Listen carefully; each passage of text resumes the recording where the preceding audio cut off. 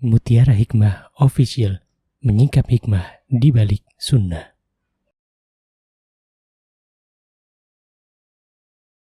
Salurkan donasi terbaik Anda untuk mendukung dakwah Mutiara Hikmah Official.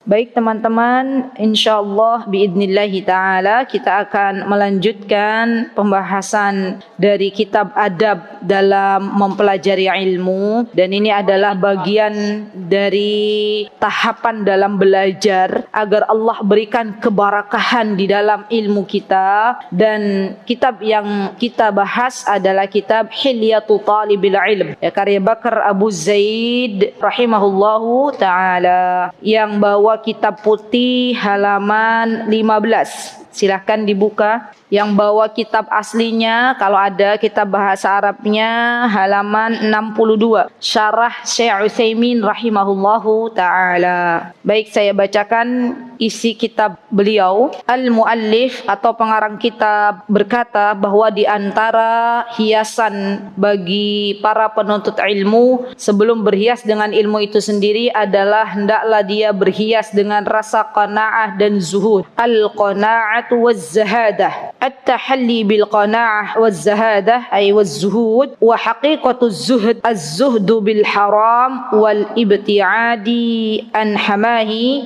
bil kaffi 'anil mustabihati wa 'anit tatallu' ila ma fi aidin nas. Nah, ini bagus banget ini. Jadi hendaklah kita sebagai seorang penuntut ilmu, ya akhwat, memiliki rasa zuhud, memiliki rasa qanaah. Dan hakikat zuhud itu sendiri, kata Syekh, adalah az-zuhdu bil haram. Zuhud itu adalah dia menahan dirinya dari berbuat sesuatu yang dilarang oleh Allah dan Rasulnya. Dan dia berusaha tidak mendekati hal-hal yang berbau syubhat. Ya, syubhat itu antara halal dan haram. Maka orang zuhud adalah orang-orang yang menjauhi larangan-larangan Allah dan juga tidak bermain-main dalam perkara syubhat. Kalaulah dia belum yakin sesuatu tersebut halal atau haram, maka biasanya orang zuhud lebih memilih untuk meninggalkannya. Ya, kenapa? Karena Rasulullah SAW bersabda dalam hadis Arba'in An-Nawawi, teman-teman sudah pelajari kan? Famanittaqa fis syubuhati waqa'a fil haram. Ya, barang siapa yang dia telah melaksanakan perkara syubhat, maka ditakutkan akan masuk ke dalam perkara yang dilarang. Ya. Dan ini teman-teman, perkara syubhat itu di dalam kehidupan kita sangat-sangat banyak. Ya, yang mudah untuk mengidentifikasi perkara itu syubhat atau tidak kalau kita ada keraguan di dalamnya. Biasanya yang halal itu jelas, al halalu bayyin wal haramu bayyin wa bainahuma umurun mustabihat. Teman-teman, yuk dievaluasi lagi. Kita sudah pernah belajar ini tentang perkara syubhat di hadis Arba'in An-Nawawiyah. Coba bawa enggak Mbak Mia catatannya? Hadis nomor 6 ya. Masya Allah, barakallahu fiik. Jadi kata Rasulullah SAW, al-halalu bayyin wal haramu bayyin wa bainahuma umurun mustabihat. Yang halal itu sudah jelas. Daging ayam hukumnya halal misalnya. Wal haramu bayyin, dan yang haram itu jelas hukumnya. Misalnya zina itu haram atau daging babi itu adalah haram. Wa bainahuma umurun mustabihat, dan di antara keduanya yang halal dan yang haram ini biasanya ada perkara syubhat. Dan perkara syubhat itu tadi cara mengidentifikasinya adalah ketika seseorang ragu.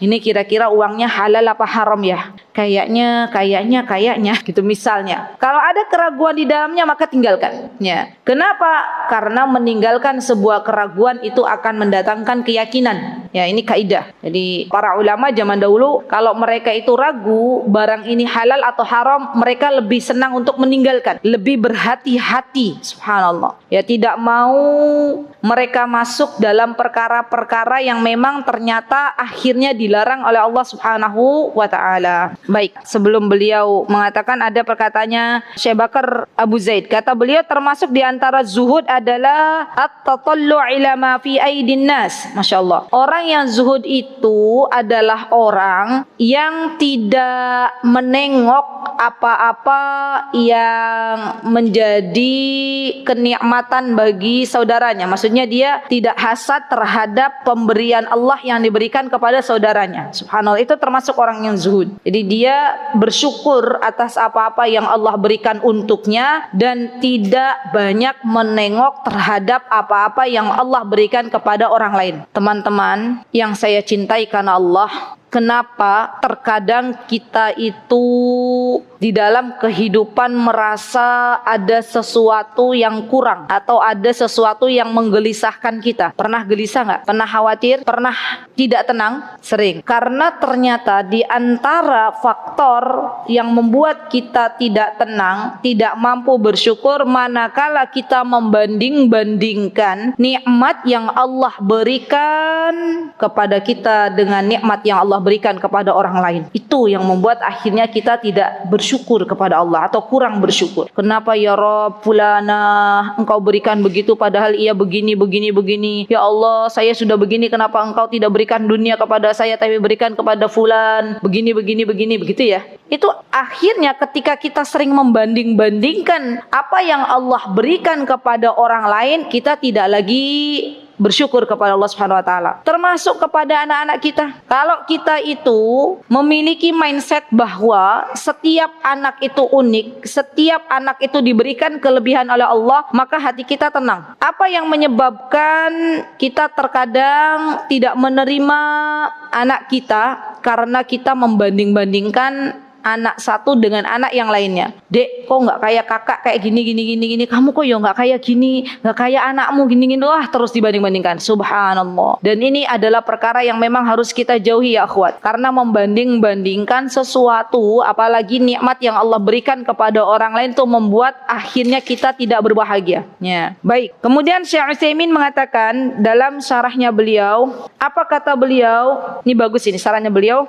At-tahalli bil qana'ati min ahammi khisal talibul ilm, bahwa menghiasi diri dengan perkara-perkara zuhud atau dengan sifat qanaah itu, kata Syekh Utsaimin, adalah khisal, induk dari adab seorang penuntut ilmu. Orang penuntut ilmu atau seorang penuntut ilmu hendaklah menghiasi dirinya dengan zuhud dan dengan qanaah, karena ini yang akan membuahkan hasil yang nyata dari Allah Subhanahu wa taala. Allah akan berikan keberkahan di dalam ilmunya. Subhanallah. Kata Syekh Utsaimin, yaqtani' bima atahu Allahu azza wa jal. Ia berusaha untuk mencukupkan diri dari apa-apa yang telah Allah beri. Subhanallah, Allahu akbar, Allahu akbar. Ini kalau dipraktekkan bagus banget.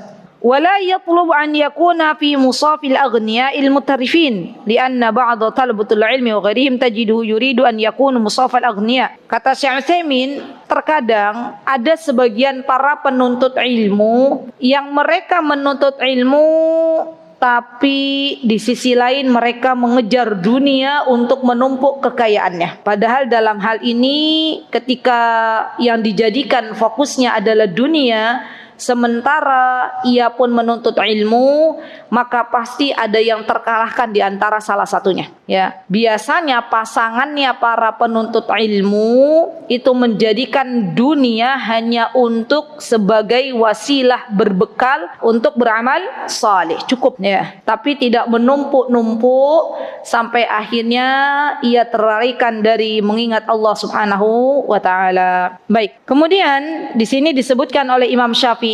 Apa kata Imam Syafi'i? Ini juga bagus, teman-teman. Perkataan Imam Syafi'i, dan perkataan Imam Syafi'i ini subhanallah perkataan yang berbentuk nasihat. Beliau kalau mengatakan sesuatu, beliau itu mengatakannya dengan sebuah nasihat. Dan kita tahu Imam Syafi'i, teman-teman, namanya Muhammad bin Idris Asy-Syafi'i. Nama kunyahnya siapa? Kemarin kita sudah belajar. Abu Abdillah, Masya Allah. Beliau dilahirkan pada tahun, murajaah. Kan kemarin Lamia belajar. Pada tahun berapa? 150 Hijriah. Wafat pada tahun, usianya berapa? 54 tahun. Masya Allah. Baik. Jazakillah khair. Barakallahu fiik. Beliau mengatakan, Imam Syafi'i mengatakan dalam kitab beliau Tabaqat Asy-Syafi'iyah. Dia ada kitabnya beliau Tabaqat Asy-Syafi'iyah. Dan kitab yang terkenal, kitabnya beliau adalah Al-Um dan Ar-Risalah. Kata Imam Syafi'i, wa yu'athiru 'anil Imam Syafi'i rahimahullahu taala, law awsa insanun. Kata Imam Syafi'i, law awsa insanun, andai kata seseorang itu dia berwasiat. Berwasiat kepada siapa? Li'aqalin nasi, kepada manusia yang paling aqal. Aqal itu berarti yang paling berakal. Surifa fiz zuhadi, maka hendaklah dia berikan wasiat tersebut kepada orang-orang yang zuhud. Ya. Jadi kalau ada seseorang ingin berwasiat, maka berikan wasiat tersebut kepada orang yang zuhud. Kenapa ya akhwat? Ada yang tahu kenapa wasiat itu kalau ada orang yang zuhud kita berikan kepadanya? Karena biasanya orang yang zuhud itu amanah. Orang yang zuhud itu kan dia mencukupkan diri dengan apa yang Allah berikan. Tidak banyak menengok pemberian Allah kepada orang lain. Misalnya kita berwasiat, tolong ya nanti saya berwasiat sepeninggalku, tolong hartaku sebagian untuk bangun atau untuk memakmurkan masjid misalnya. Nanti tolong sebagian hartaku untuk memberikan santunan untuk anak yatim. Itu namanya wasiat. Ya. Dan subhanallah, orang-orang yang zuhud biasanya ia akan bersegera untuk melaksanakan wasiat si mayit. Ya subhanallah. Jadi berwasiatlah, kalau kita mau berwasiat, berwasiatlah kepada orang yang zuhud. Dan ini nasihat Imam Syafi'i rahimahullahu taala. Baik. Kemudian di sini disebutkan wa'an Muhammad bin Hasan Asy-Syaibani. Muhammad bin Hasan Al-Asy-Syaibani, ya akhwat. Di sini ada penjelasannya enggak?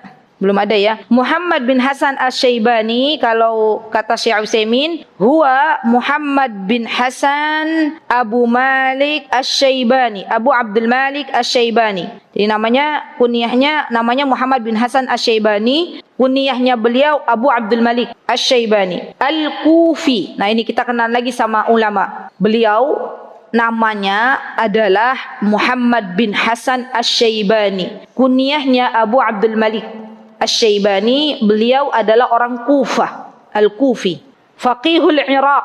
Kufah itu kalau teman-teman tahu adalah di negeri Irak, ya. Dan kita tahu orang-orang yang berada di negeri Irak biasanya mereka memegang mazhab Abu Hanifah. Maka Asy-Syaibani ini termasuk sahabatnya Abu Hanifah. Yo teman-teman, murojaah lagi. Kan teman-teman Masya Allah di majelis kajian hasanah ini, di kajian offline di Masjid Mutiin ini, teman-teman sudah menghabiskan berapa kitab coba? Ayo, mulai pertama belajar di Masjid Mutiin, ada kitab apa saja yang sudah teman-teman hatamkan? Kitab Arba'in. Satu lagi kitab Lamia. Abu Hanifah sudah pernah belajar. Siapa namanya Abu Hanifah? Nu'man bin Sabit. Dan kita tahu Abu Hanifah adalah seorang yang sangat cerdas, di mana beliau termasuk salah satu imam 4 madhab. Asy-Syaibani ya akhwat, kata Syekh Utsaimin, kana zakiyan, sama. Beliau karena temannya Abu Hanifah, Masya Allah, maka beliau juga diberikan kecerdasan oleh Allah Subhanahu wa ta'ala. Jadi yang biasanya nih teman-teman, yang namanya pertemanan itu biasanya akan lebih dekat kalau sudah ada kecocokan. Ya, Abu Hanifah dan Imam Asy-Syaibani ini mereka sama-sama orang berilmu, subhanallah. Mereka sama-sama ulama. Maka ketika mereka berjumpa, biasanya yang mereka perbincangkan adalah masalah-masalah ilmu. Kalau kita ya akhwat pengen dimuliakan oleh Allah Subhanahu wa taala, maka dekati para ahlul ilm. Karena ketika kita bergaul dengan para ulama, kita bergaul dengan orang-orang yang sedang menempuh jalan ilmu, maka Allah akan berikan kepada kita kemuliaan di dunia dan di akhirat. Ya. Baik, kemudian di sini Asy-Syaibani dikatakan bahwa Asy-Syaibani itu adalah zakiyan. Zakiyan itu orangnya cerdas. Sampai-sampai ada seseorang berkata kepada Imam Ahmad, "Min aina laka hadhil masailid daqaq?" Wahai, kata Imam Ahmad, dari mana engkau mendapatkan masalah-masalah dalam ilmu sampai sedetail ini? Kemudian ada yang mengatakan, orang tersebut mengatakan, saya mengambil dari perkataannya Muhammad bin Hasan Asy-Syaibani. Jadi Muhammad bin Hasan Asy-Syaibani ini karena cerdas, maka apa yang beliau katakan, apa yang beliau tulis menjadi acuan atau rujukan bagi muslim lainnya. Subhanallah, terutama warga Irak, ya. Jadi kita orang Indonesia yang kita punya madhab Imam Syafi'i, harusnya kita lebih mengenal siapa Imam Syafi'i dan banyak menukilkan perkataan-perkataan beliau. Karena kita tahu ya akhwat, perkataannya imam 4 madhab itu tidak menyelisihi Al-Quran dan Sunnah. Ya, kita belajar di Lamiyah kan, di bait terakhir itu apa kata imam 4 madhab? Ketahuilah bahwa apa yang kami katakan itu tidak bertentangan dengan Al-Quran dan Sunnah. Jadi kalau teman-teman mengatakan qala Imam Syafi'i, qala Abu Hanifah, saya mengatakan perkataannya Imam Syafi'i, mengatakan perkataannya Imam Abu Hanifah, pasti perkataan-perkataan mereka itu selaras dengan Al-Quran dan Sunnah. Kalaulah ada perkataan-perkataan mereka yang tidak selaras dengan Al-Quran dan Sunnah, ketahuilah bahwa bisa jadi ada orang yang menyampaikan katanya Imam Syafi'i, tapi ternyata Imam Syafi'i tidak pernah menyampaikan. Ya, jadi gampang ngecek berita itu benar atau tidak, itu gampang banget. Kalau ada yang menukilkan ini adalah perkataannya Imam Syafi'i, sedangkan di situ bertentangan dengan Al-Quran dan Sunnah, ketahuilah bahwa sebenarnya Imam Syafi'i tidak pernah mengatakan demikian, tapi orang telah berbohong atas namanya Imam Syafi'i. Ya subhanallah. Nah, mulai meningkat nih levelnya teman-teman. Jadi kaidah dalam ilmu, kalau ada perkataannya imam 4 madhab, misalnya teman-teman ada yang broadcast, loh kok masa kata Imam Syafi'i begini? Padahal itu perkataannya tuh kalau kita lihat di broadcastan bertentangan dengan Al-Quran dan Sunnah. Maka ketahuilah itu sebenarnya bukan perkataannya Imam Syafi'i. Ada orang yang mengatasnamakan Imam Syafi'i dalam perkataan tersebut. Ya, jadi pasti perkataan Imam 4 madhab, yaitu Imam Syafi'i, Imam Malik, Imam Abu Hanifah, dan Imam Ahmad, Imam Malik, Imam Syafi'i, Imam Abu Hanifah, semuanya perkataannya selaras dengan Al-Quran dan Sunnah. Baik, apa kata Muhammad bin Hasan Asy-Syaibani rahimahullahu taala, semoga Allah merahmati beliau. Beliau meninggal pada tahun 89 wa mi'ah, berarti 189. Tis'a itu 9, samanin itu 8, mi'ah itu 100, berarti 189.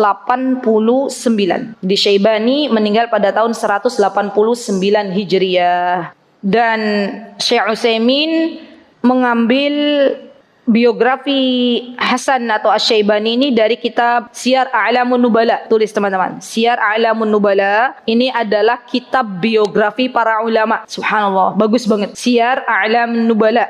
Dan beliau mengambil juga atau menukilkan biografi Muhammad bin Hasan Asy-Syaibani dari Tarikh Baghdad. Kitab namanya Tarikh Baghdad, dan ini juga bagus. Baik, apa yang dikatakan oleh Imam Asy-Syaibani, kata beliau, ketika lamma qila lahu, ketika Imam Asy-Syaibani ditanya oleh seseorang, apa pertanyaannya? Ala tusannifu kitaban fi zuhd? Ya, kata orang tersebut, kenapa wahai Imam, engkau tidak membuat kitab tentang zuhud, yang berbicara tentang zuhud? Ya, maka ia pun menjawab, qala, siapa yang menjawab? Hasan Asy-Syaibani. Kata beliau, qad sanaftu kitaban fil buyu'. Aku telah menulis kitab yang berhubungan dengan jual beli. Nanti saya akan jelaskan. Dan perkataan ini dinukilkan oleh Bakar Abu Zaid dari kitab Ta'limul Muta'allim Liz-Zarnuzi. Ini juga bagus. Teman-teman, ada kitab namanya Ta'limul Muta'allim. Ya, siapa pengarangnya? Syekh Az-Zarnuji. Ya, di mana teman-teman pernah belajar? Di teras Quran ya. Udah hatam belum? Sampai sekarang ada? Selesai belum? Oh, belum. Bagus kan isinya? Masya Allah. Ya, itu belajar. Berarti sini adab, di sana adab. Masya Allah. Semakin banyak adab, belajar adab, harusnya semakin bagus akhlaknya. Ya, baik. Dikatakan bahwa ala tusannif kitab fi zudi, qala sanaftu kitaban fil buyu', yani az-zahidu man yataharrazu 'anil syubuhati wal makruhat fi tijarat wa kadzalika fi sairil muamalati wal hirf. Kata Syekh Utsaimin rahimahullahu taala, kenapa Imam Syaibani ini? Karena beliau beliau ulama fikih, temannya Abu Hanifah. Hanya yang lebih masyhur itu Abu Hanifah. Padahal Imam Syaibani juga sama. Beliau adalah termasuk dari ulama fikih. Tulis. Jadi Imam Syaibani ini faknya adalah di ilmu fikih. Oh iya, boleh ditambahkan teman-teman. Imam Syaibani tadi wafat pada tahun 189, lahirnya pada tahun 131 Hijriah. Berarti usianya berapa? 189 dikurangi 131. Allahu Akbar, Allahu Akbar. Banyak para imam itu yang usianya di atas kepala 5. Ya, tadi barusan siapa yang 54? Imam siapa? Abu Hanifah. Abu Hanifah kan 54. Terus sekarang Imam Syafi'i 54. Imam Syaibani berapa? 58 tahun. Berarti di bawah 60 tahun. Artinya ya akhwat, para ahlul ilm itu banyak Allah wafatkan di usia-usia ya kurang lebih usia 50 tahunan ke atas. Subhanallah, subhanallah. Baik, kemudian Imam Asy-Syaibani ketika ditanya, kenapa engkau tidak menulis kitab zuhud melainkan kitab buyu'? Kata beliau, ya, dan ini disyarah oleh Syekh Utsaimin, kata beliau, lama talaba minhu an yusannif kitaba fi zuhdi qala sana'tu kitaban fil buyu' li anna, karena ada ini kata karena, kenapa kok Imam Syaibani enggak menulis kitab zuhud tapi menulis kitab buyu', kitab jual beli? Karena kata Syekh Utsaimin, siapa yang mengetahui tentang hukum jual beli, maka dia pun akan menjadi orang yang zuhud. Siapa yang mengetahui secara detail hukum-hukum jual beli, ya, dan dia menjauhi hal-hal yang dilarang oleh Allah. Misalnya dalam jual beli tidak boleh masuk dalam bab riba, dalam bab jual beli tidak boleh masuk dalam bab menjual sesuatu yang belum jelas, ya kan? Dalam bab jual beli tidak boleh yang namanya orang mengkhianati orang lain. Dalam bab jual beli tidak boleh membeli barang yang telah ditawar oleh orang lain. Dalam hal jual beli terus dipelajari hukum-hukum jual beli secara detail, maka ketahuilah sesungguhnya dia sudah menjadi orang yang zuhud. Jadi zuhud itu artinya adalah ketika seseorang menjauhkan dirinya dari sesuatu yang dilarang oleh Allah, itu zuhud. Teman-teman, pernah nggak teman-teman dengar orang zuhud itu orang yang meninggalkan dunia secara totalitas? Pernah dengar? Pernah. Pernah nggak dengar orang zuhud itu orang yang pakai bajunya compang-camping? Pernah? Pernah. Pernah nggak dengar orang yang zuhud itu orang yang selalu beribadah 100%, dia beribadah terus di masjid sampai lupa dengan keluarganya, sampai lupa dengan anak-anaknya, sampai dia lupa untuk makan dan hak yang harusnya dia berikan atau dia tunaikan. Ya, kewajiban-kewajiban yang harusnya dia tunaikan dia tidak tunaikan karena dia sedang beribadah total di masjid. Ada sebagian ulama yang mengatakan itu adalah zuhud. Padahal zuhud artian yang sesungguhnya adalah ketika seseorang meninggalkan sesuatu yang dilarang oleh Allah Azza wa Jalla, ya, dan berhati-hati terhadap hal yang syubhat, itu sudah disebut sebagai orang yang zuhud. Baik, subhanallah. Jadi bagus banget ya istinbat yang diambil oleh Syekh Utsaimin itu luar biasa. Pernah nggak terfikir oleh kita ya akhwat, kenapa Imam Syaibani tidak membuat kitab zuhud ya, tapi malah membuat kitab hukum-hukum jual beli? Ternyata hikmahnya, kata Syekh Utsaimin, orang kalau sudah mengamalkan apa-apa yang ada di dalam kitab jual beli, maka sesungguhnya otomatis dia sudah menjadi orang yang zuhud. Allahu Akbar. Jadi banyak-banyak baca kitabnya Syekh Utsaimin. Masya Allah, semoga Allah merahmati beliau, karena memang beliau dalam mengambil istinbat itu sangat-sangat cerdas, bagus, Masya Allah. Baik, kemudian di sini dikatakan wa alaihi falyakun mu'tadilan fi ma'ashihi bima la yushinu bihaitsu yasul nafsahu wa man ya'ul wa la yariddu mawatinu dhillati wal hun. Jadi seorang yang zuhud itu biasanya dalam kehidupannya dia lebih sederhana. Dan Syekh memberikan sebuah contoh ketika beliau melihat kehidupannya Syekhuna maksudnya adalah gurunya beliau, Muhammad Al-Amin Asy-Shinqiti. Masya Allah. Hari ini teman-teman berkenalan dengan dua ulama. Yang pertama Muhammad bin Hasan Asy-Syaibani, yang kedua Muhammadul Amin Asy-Shinqiti. Masya Allah, dua-duanya Muhammad, dua-duanya ulama, dua-duanya orang yang zuhud, ya Masya Allah. Muhammad Al-Amin Asy-Shinqiti. Namanya beliau, namanya Muhammad Al-Amin Asy-Shinqiti, itu namanya Muhammad bin Al-Amin bin Al-Mukhtar Asy-Shinqiti. Ya akhwat, saya juga sering mendengarkan muhadarah beliau di media sosial, dan beliau kalau memberikan muhadarah itu masuk ke hati gitu loh. Saya yakin karena beliau menyampaikannya dari hati. Ternyata beliau adalah orang yang zuhud. Muhammad bin Al-Amin bin Mukhtar.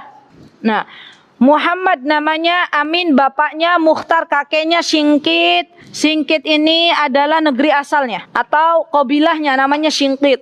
Ya, bagus namanya ya. Tapi teman-teman jangan ngasih nama anaknya Shinqit. Kayaknya bagus Shinqit gitu ya. Orang Indonesia itu berat kalau ngomong shin. Ya. Ash gitu ya, mending S ya. Baik. Muhammad bin Amin Asy-Shinqiti ini lahir pada tahun 1325 Hijriah dan wafat pada tahun 1392 Hijriah. Tolong dihitungkan berapa usia beliau. Kenapa bisa 65, 167, 165? Coba dihitung lagi. Udah 67. 67. Baik, berarti beliau hidup lebih lama daripada Rasulullah sallallahu alaihi wasallam, insyaallah. Dan Muhammad bin Amin Asy-Shinqiti ini teman-teman, beliau sudah menghafal Al-Qur'an ketika usia beliau 10 tahun. Dan beliau berasal dari keluarga orang-orang yang berilmu. Bahkan beliau menghafal Al-Qur'an di tangan pamannya. Allahu Akbar, Allahu Akbar. Teman-teman, tidak usah jauh-jauh melihat seseorang yang kalau Allah sudah berikan nikmat satu keluarga itu mencintai Al-Quran, maka Allah akan berikan. Saya punya pengalaman, atau saya ingin berbagi sedikit cerita.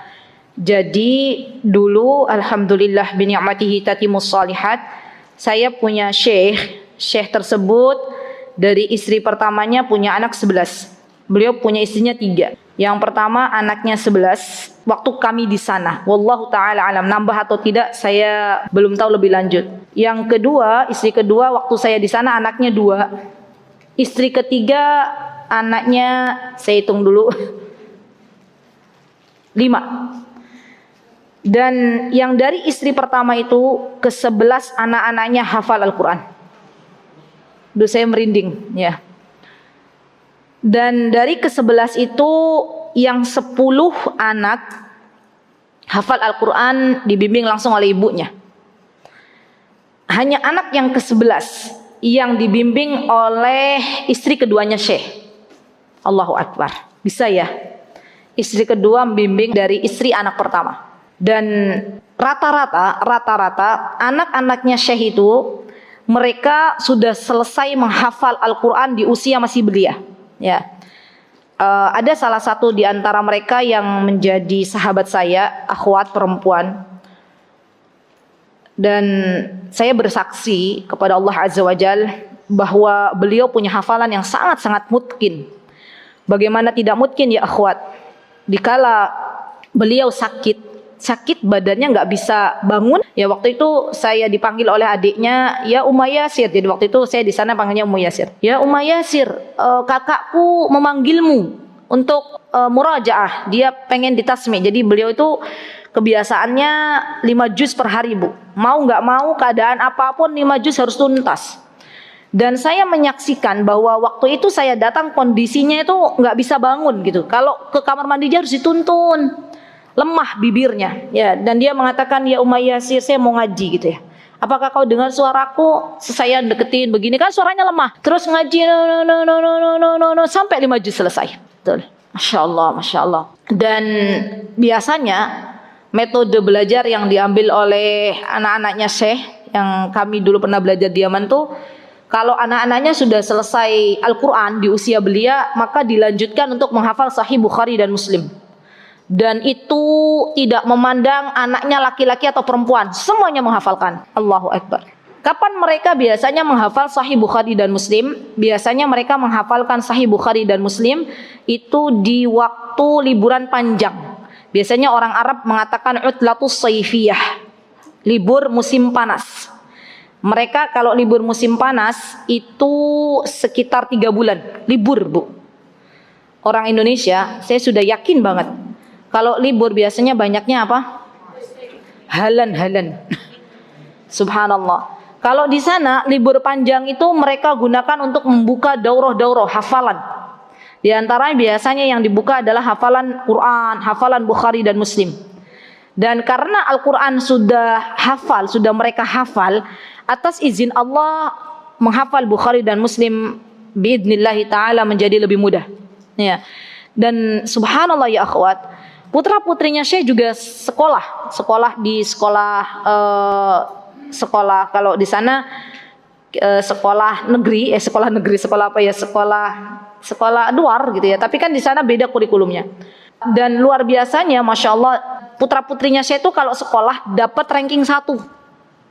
Dan memang seperti itu, orang-orang anak-anak yang sudah dibekali dengan hafalan Al-Quran biasanya walaupun mungkin ada yang tidak, tapi biasanya untuk melahap ilmu-ilmu dunia itu biasanya lebih mudah. Ya subhanallah.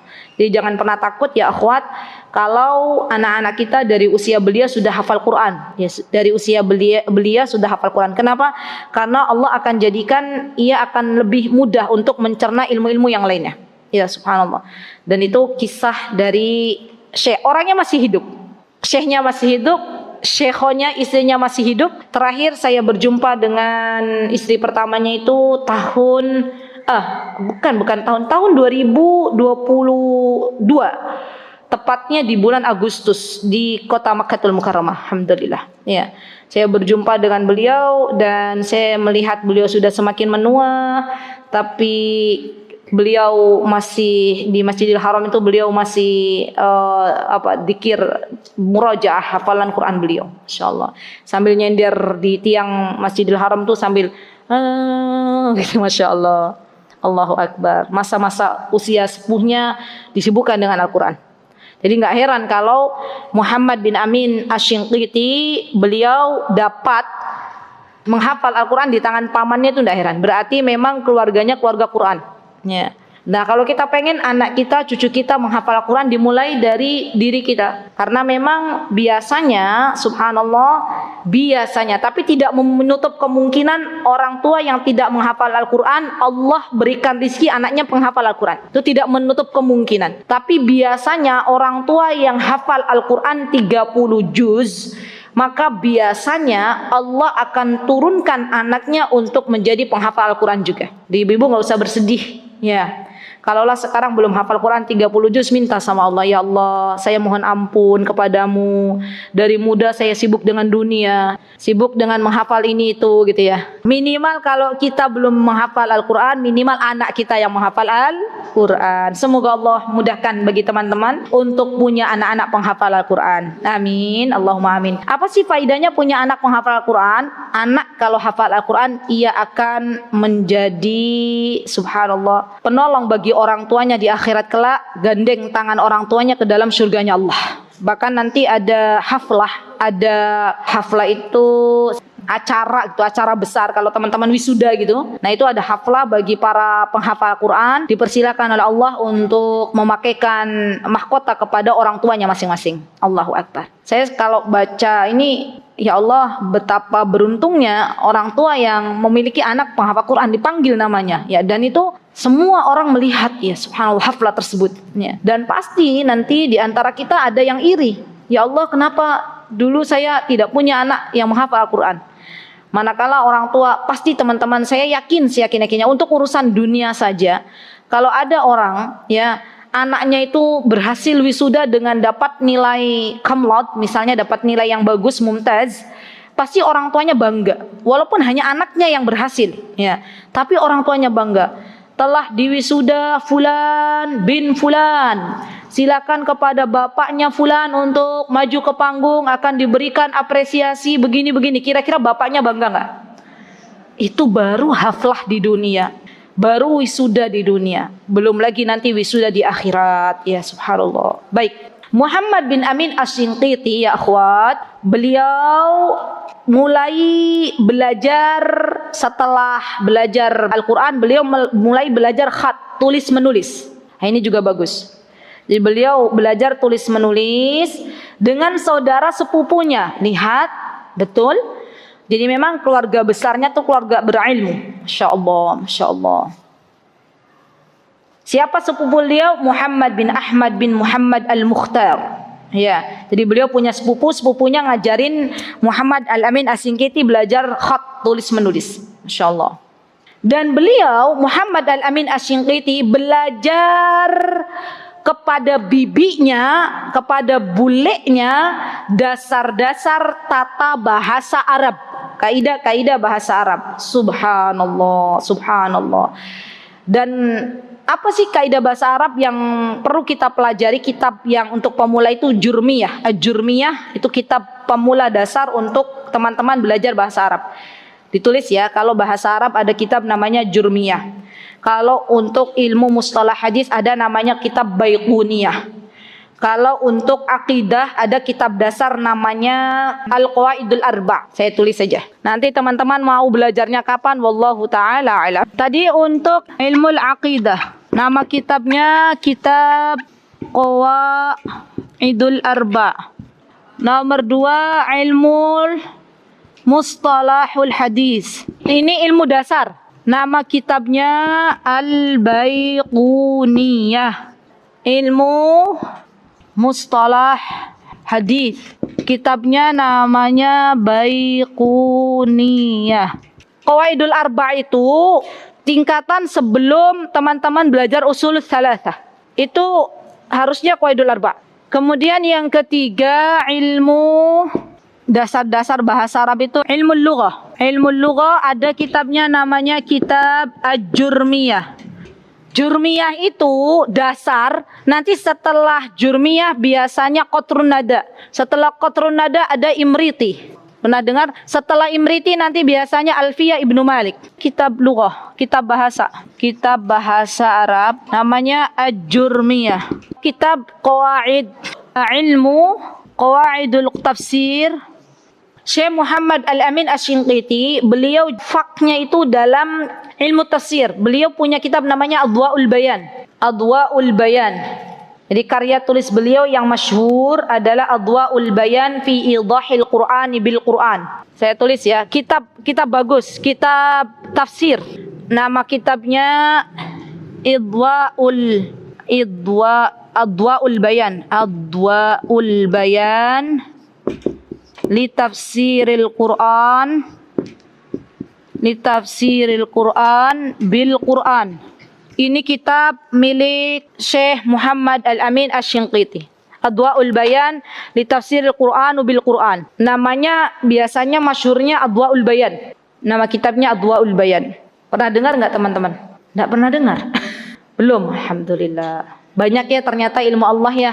Maka kita enggak boleh menyombongkan ilmu yang baru saja Allah berikan kepada kita. Karena ternyata dari 4 kitab yang saya tulis, berapa kitab yang sudah teman-teman pelajari? Itu kan ada 4 kitab tuh. Ada Jurmiyah, ada Qawaidul Arba', ada Baiquniyah, ada Adwa'ul Bayan. Mana yang sudah teman-teman pelajari? Belum semua. Gak apa-apa. Ya, Masya Allah. Baik. Beliau, Syekh Muhammad Al-Amin Asy-Shinqiti juga senang menulis. Jadi banyak sekali karya-karya tulisnya. Termasuk beliau ketika itu ya akhwat berguru dengan guru beliau orang Singkit. Jadi gurunya beliau tuh orang Singkit.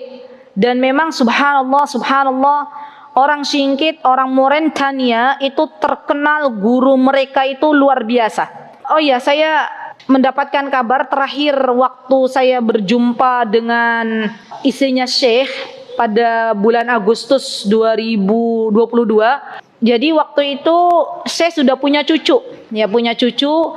Cucunya itu waktu saya pulang 2010 ya akhwat masih usia 1 tahun atau 2 tahun kurang, masih kecil. Terus saya tanya, ya gimana kabarnya ini? Karena biasanya cucunya Syekh ini biasanya dibawa oleh putrinya Syekh ke kajian, ke majlis ta'lim. Kemudian Syekhah menjawab ke saya, "Oh, kamu masih ingat dengan anak kecil itu?" "Oh iya, sekarang sudah besar, sekarang lagi belajar di Singkit." Ya, subhanallah. Jadi kalau teman-teman punya anak-anak pengen hafalannya kuat, belajarlah ke negeri Singkit. Itu luar biasa. Bahkan orang-orang sana itu, ya namanya Singkit. Tapi gimana Ustazah, jauh banget dari saya, nanti berpisah. Tenang, berpisah sebentar. Ya, nanti kalau sudah jadi syekh, sudah jadi ulama, kita akan dapatkan hadiah dari Allah Subhanahu wa taala pahalanya. Ya akhwat, jangan kira ketika kita membiayai anak-anak kita dalam bertolabul ilm, kemudian anak kita Allah jadikan sebagai ulama, maka pasti orang tua dari anak tersebut mendapatkan pahala. Saya ketika sedang berada di sini, dan dulu ibu sama bapak saya yang menyekolahkan, baik itu waktu di sanawiyah, waktu di aliyah, di pondok pesantren, maka ketika ayah saya sudah meninggal dunia, ibu saya masih ada, mereka berdua dapat kecipratan pahalanya. Padahal mereka nggak ngajar, tapi mereka telah memberikan makan kepada saya. Mereka telah memberikan biaya untuk menuntut ilmu. Jadi ketahuilah wahai saudariku bahwa siapapun di antara kita yang menjadi orang tua dalam hal ini sedang membiayai menuntut ilmu untuk anak-anak kita, tidak usah bersedih. Tidak usah merasa hartanya habis. Karena kelak kalau anak kita sudah Allah jadikan sebagai orang yang bermanfaat untuk yang lain, kita dapat kecipratan pahalanya. Allahu Akbar, Allahu Akbar. Dan disinilah letak keagungan Islam. Allahu Akbar. Baik, ini kesaksian Syekh Bakar Abu Zaid. Syekh Bakar Abu Zaid itu muridnya Singkiti. Ya, kata Syekh Bakar, waqad kana syekhuna, syekhuna itu berarti dulu saya melihat gurunya kami, yaitu Muhammad Al-Amin Asy-Shinqiti, mutaqallilan minad dunya. Beliau sederhana, ya, ketika hidup itu kehidupannya sederhana. Waqad syahadtuhu la ya'rifu fatatil umlatil waraqiyah. Sampai beliau terkadang tidak tahu warakil al-umlah, warakil uang kertas. Beliau tidak tahu nilainya uang kertas tersebut. Saking beliau sederhana, tidak banyak bergelut dengan dunia. Nilai mata uang, kita kan tahu kan, kita hafalkan yang merah 100.000, yang biru 50.000 gitu kan, hafal kita toh.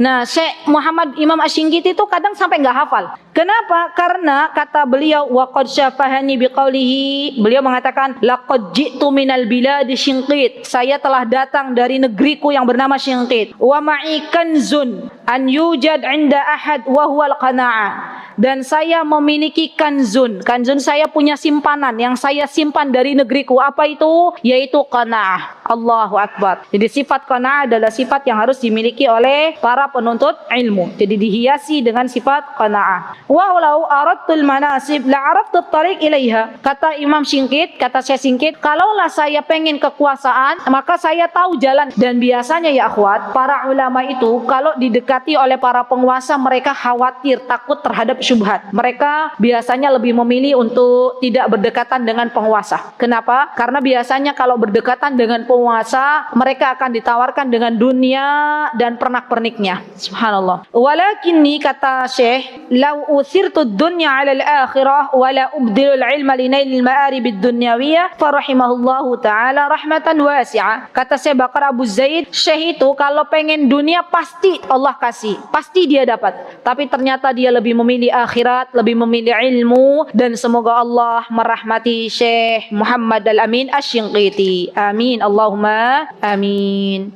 Baik, sampun, alhamdulillah. Kemudian terakhir saya bacakan saja apa yang mesti dimiliki oleh para penuntut ilmu, berhias dengan ilmu. Yang dimaksud dengan berhias dengan ilmu adalah husnis sumet. Husnis sumet itu maksudnya adalah sikap dan perilaku yang bagus. Wal hadyus salih, dan juga dia menginginkan hidayah dari Allah, min dawamis sakinah wal waqar wal khusyu' wat tawadhu' wal luzumul mahajjah bi imaratidh dhahir wal batin wat takhalli an nawaqidha. Kata Syekh, seorang penuntut ilmu hendaklah dia berhias dengan ilmunya. Maksudnya bagaimana berhias dengan ilmunya? Harusnya ketika dia punya ilmu, maka ia akan tampak di dalam kehidupannya, akan lebih khusyuk di dalam menjalankan kehidupannya. Kalau ada orang menuntut ilmu, sudah lama menuntut ilmu tapi tidak bertambah khusyuk di dalam kehidupannya, dipertanyakan. Mungkin ada yang salah.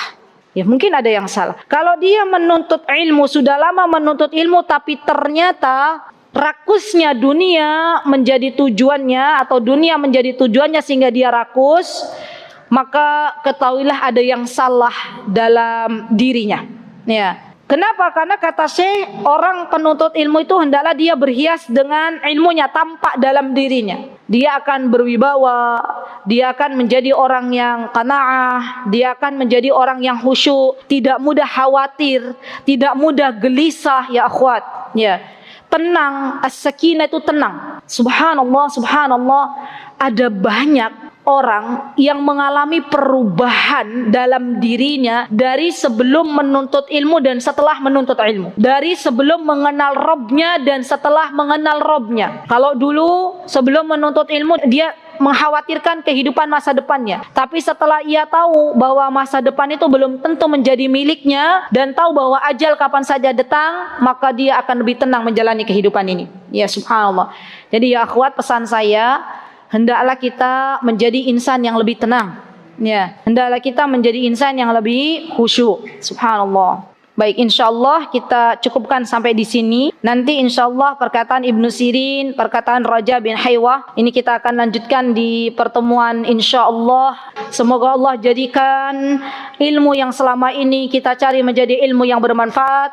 Allahumma inna na'udzubika min qalbin la yakhsha', wa min du'ain la yusma', wa min ilmin la yanfa', wa min nafsin la tashba', wa na'udzubika min ha'ula'il arba'. Allahumma habbib ilaina al-iman wa zayyinhu fi qulubina wa karrih ilaina al-kufra wal الفسوق والعصيان واجعلنا من الراشدين. اللهم سلمنا رمضان وسلم لنا تسليما. اللهم اسقنا من حوض نبيك محمد صلى الله عليه وسلم شربة لا نظمع بعده أبدا. اللهم أدخلنا إلى جنتك بغير حساب ولا عذاب. اللهم إنا نسألك من لذة النظر إلى وجهك الكريم يا أرحم الراحمين وبالإجابة الجدير. وآخر دعوانا أن الحمد لله رب العالمين. السلام عليكم ورحمة الله وبركاته.